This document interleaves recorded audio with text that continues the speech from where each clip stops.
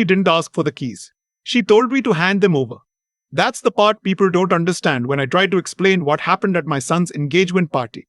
They picture a question, a request, maybe even a polite one, but my daughter-in-law, the woman my son had been with for 3 years, the woman I had welcomed into every family dinner, every holiday, every quiet Sunday at the cottage. She didn't ask. She stood in the middle of my living room, in front of 40 people I had known for decades, and she held out her hand like I was the parking attendant and she needed her ticket validated. "The lake house," she said. "We want it transferred before the wedding." I looked at my son. He was standing just behind her left shoulder, eyes on the floor, turning his wine glass slowly in his hands. He didn't look up. I'm 67 years old.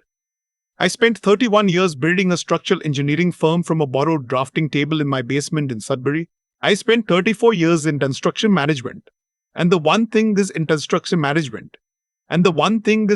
teaches you, and the one thing this took into one city in Ottawa with a truck full of furniture, I'd refinished myself. I taught him how to shake a hand, how to write a thank you note, how to treat the people who showed up for you. I thought I had done a decent job. That night, the night of the engagement party, I did not raise my voice. I told her no, quietly, clearly. The way you tell someone no when you already decided and there's nothing left to discuss. What happened next is the reason I'm telling this story. Her name is Sabrina. My son's name is Evan. I want to be careful about how I describe her, because I know how these things can sound like a bitter old man who never liked his daughter-in-law and is looking for reasons. That's not this. I liked Sabrina, genuinely, for a long time. She was sharp and funny, and she knew wine better than anyone I'd ever had at my table. When she laughed, the whole room turned toward the sound. I understood why my son fell for her. I told him so. But there is a kind of person who is warm to you right up until the moment they decide they don't need to be anymore. And somewhere between the engagement and the party, something shifted in Sabrina. I don't know if it was a ring that I had offered to help pay for and then watched quietly as Evan took on a personal loan instead because the one she wanted was beyond what he could afford. I don't know if it was the conversation she'd had with her mother about long-term planning, which Evan mentioned to me once and then quickly changed the subject. I don't know exactly when the warmth became performance. But by the night of the party, I could feel the difference. The lake house had been in my family for 22 years. I bought it the summer after Margaret died. When I needed somewhere to take Evan that wasn't the house where she'd been sick. It's on Georgian Bay, 3 hours north of the city, with a dock that tilts a little to the left, and a wood stove that I've repacked twice, and a view of the water that I've never once taken for granted. It was never an investment. It was a place where things made sense again after they stopped making sense. I took Evan there every summer. His first base. His first canoe trip. The weekend he told me he'd failed his second-year calculus exam and thought about dropping out. We sat on that dock for 4 hours and figured it out together. I had mentioned, once offhandedly, that I intended to leave it to Evan when I was gone. I said it the way you say things at a family dinner after a glass of wine. Warmly. Not as a promise. Not as a legal commitment. Just as a thing that felt natural. I didn't know that Sabrina had been listening the way a lawyer listens. The engagement party was at my house in Berry. Evan had asked me to host it. I said yes immediately. I cooked for 2 days. A proper spread, nothing catered. Because that's how Margaret and I always did things and I saw no reason to change. 40 people, mostly family and close friends. Her parents flew in from Vancouver. Her 2 sisters came, her college friends. My brother and his wife, my oldest friends from the firm. Everything was fine until about an hour in. Sabrina came to find me in the kitchen while I was refilling the charcuterie board. She had a glass of Prosecco in her hand and she was smiling. But the smile didn't reach her eyes the way it used to. She said she wanted to talk to me about the future. I said, of course. She said she and Evan had been thinking about where they wanted to put down roots. And she meant real roots, not a condo downtown, somewhere permanent. And the lake house was the obvious answer. We'd renovate it properly, she said. Make it a real home. I told her gently that the lake house was my home.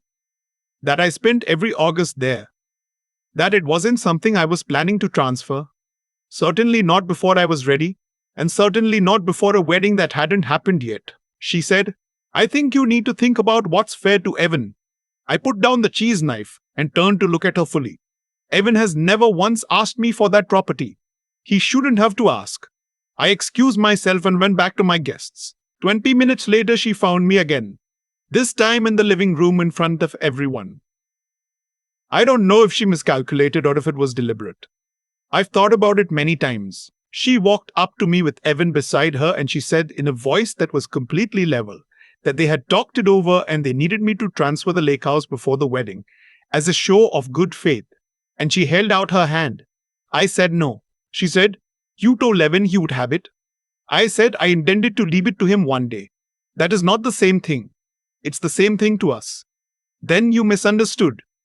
That's when she said it. Not loudly. Almost quietly, which somehow made it worse. She said, "You are the most selfish man I have ever met. You had everything handed to you, and you can't let go of a single thing." I looked at my son. He was still not looking at me. I said, "Evan." He said, "Dad, please don't make this a bigger thing than it is." I excused myself. I walked to my office, which is just off the hallway near the front door, and I sat down in the dark for about 6 minutes. Then I picked up my phone and I made 3 calls. The first was to my lawyer, Howard, who I have known for 19 years and who answered on the second ring even though it was a Saturday evening. I told him I needed to begin the process of restructuring my estate. He said, "How soon?" I said, "Monday." He said he'd clear his morning. The second call was to my financial advisor at RBC. I left a voicemail asking her to call me first thing Monday regarding a full review of all beneficiary designations. The third call was to my brother Calvin, who was 30 feet away in my living room. I asked him to please stay until the end of the evening and help me with something. He didn't ask questions. He just said, "I'll be here." I went back to the party. I finished the evening with the same courtesy I started it with. I thanked people for coming. I hugged Sabrina's mother, who is a perfectly kind woman from North Vancouver who makes her own jam and had nothing to do with any of this. I said goodnight to Evan without incident. After everyone left, Calvin helped me clean up. I told him what happened. He sat at my kitchen table and listened without interrupting, which is something he's always been good at. When I finished, he said, "What are you going to do?" I said, "The right thing," which is not what they're expecting. I need to explain something about the lake house and about Canadian inheritance and about how I had structured my estate. Because context matters here. Because Margaret and I never expected her illness to come so early, my estate planning had been fairly basic for years after she passed. A simple will leaving everything to Evan, a designated beneficiary on my RRSPs, and the general power of attorney naming my brother. When Sabrina came into Evan's life, I had started quietly to reconsider. Not because I disliked her. Because I am a structural engineer and I understand that a well-designed system anticipates failure modes. The lake house was owned outright, no mortgage, assessed at approximately $890,000, which in Georgian Bay terms is not exceptional, but it's also not nothing. My estate included the firm. Sold 2 years ago, the proceeds invested, my house in Barrie, the lake house, and my RRSPs. Evan was the sole beneficiary of everything. On Monday morning, I met with Howard. He had anticipated the conversation. We spent 3 hours going through the full picture. By the end of the meeting, we had the framework for what would become my new estate structure. A family trust that would allow Evan access to the lake house during his lifetime. But that would prevent it from ever being transferred, sold, or renovated without approval from the trust's independent trustee, a role we gave to a colleague of Howard's who had no personal connection to any of us. If the marriage ended, Sabrina would have no claim on the property under the trust structure. If Evan died before me, it would pass to any biological children he had, or, failing that, to a land conservancy in the Parry Sound area that has been protecting Georgian Bay shoreline for 30 years. The rest of my estate, the investment accounts, the proceeds from the firm, the house in Barrie, was also restructured. Evan's share was placed in a discretionary trust rather than a direct inheritance. He would receive income from it, but the capital would be distributed at the trustee's discretion, not automatically. It was not a punishment. It was a protection. For Evan as much as for anything else. Howard asked me several times if I was sure. I told him I'd never been more sure of anything since I'd signed the papers to start the firm. I did not tell Evan any of this immediately. I wanted the legal work completed and the documentation signed before I had the conversation. That took about 3 weeks. During those 3 weeks, Evan called me twice. The first time he apologized. Sort of. He said he was sorry the evening got tense and that he hoped I wasn't upset. He did not mention Sabrina's behavior specifically. He did not use the word slap because she hadn't slapped me. Not physically, though the word she chose had landed with the same intention. I told him I appreciated the call and that we would talk properly soon. The second time he called, he asked if I had thought any more about the lakehouse situation. I said yes, I had thought quite a lot about it. He asked if I'd be willing to sit down with him and Sabrina together.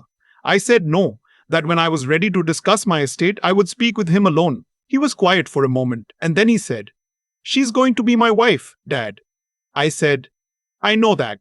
I'm still talking to you. Not the two of you." He said he didn't understand why I was being like this.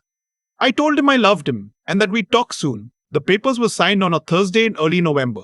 Howard gave me a copy of everything, the trust deed, the amended will, the updated beneficiary designations, in a plain folder that I brought home and put in the filing cabinet in my office. Behind the hanging fires were the cottage and the car.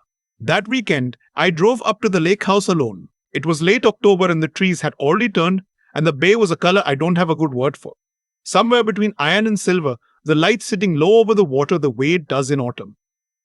I walked down to the dock and stood there for a long time. The dock tilted under my feet, same as it always had. I thought about Margaret. I thought about the summer I brought Evan up here after the funeral, and he'd sat at the end of this dock with his shoes still on and his feet hanging over the water, not saying anything, just breathing. I thought about how I had made that boy, in the best sense of the word, sat with him in the hard places and tried to make him someone worth knowing. I didn't cry. I was past that. I just stood there and let the cold come in off the water and felt, for the first time in weeks, like the ground was solid again. A few days after I returned from the lake house, I called Evan and asked him to come for dinner. Just him. He came on a Tuesday and I made chicken and rice the way his mother used to, with the lemon and the fresh thyme. We ate without talking about any of it for the first part of the meal. I asked about his work. He asked about mine. It was almost like normal. After dinner, I put the folder on the table. I walked him through everything. Not as a lecture, not as a punishment, not as a legal briefing, just as a father explaining what he'd done and why. I told him I loved him and that nothing in that folder changed that. I told him the lake house would still be available to him for his whole life. That his children, if he had children, would know Georgian Bay the same way he did. I told him the trust was not meant to hurt him. I told him it was meant to protect what mattered. He was very quiet throughout. When I finished, he looked at the folder for a long time and then he looked at me and he said, "She shouldn't have said what she said to you." I said, "No. I should have said something." I said, "Yes." We sat with that for a while. It wasn't comfortable, but it was honest, which is the only kind of conversation I know how to have anymore. He asked if I would ever change it. The trust, the structure, if things were different. I said I wasn't ruling anything out, but that right now this was how things were. He nodded. He helped me with the dishes. He hugged me at the door and held on a little longer than usual, the way he used to when he was small. Sabrina called me once, about 2 weeks later. I let it go to voicemail. She left a message that was about 2 minutes long and contained the word unfair 4 times. I spent 34 years in construction management, and the one thing was industry dune. I wore the grey suit that Margaret had picked out for me years ago for a colleague's retirement dinner, and that I'd kept carefully ever since. I spent the third row. I watched my son marry a woman who had once held out her hand in my living room, as if my life's work was hers to collect. And I smiled for the photographs. And I wished them well and I meant it, not for her sake, but for his. At the reception, her father made a toast. He talked about family and legacy and building something that lasts. He's a good man, her father. He talked about the responsibility that comes with love. I thought that was just about right. I drove home that night with the windows down, even though it was cool, because I needed the air. The highway north was almost empty.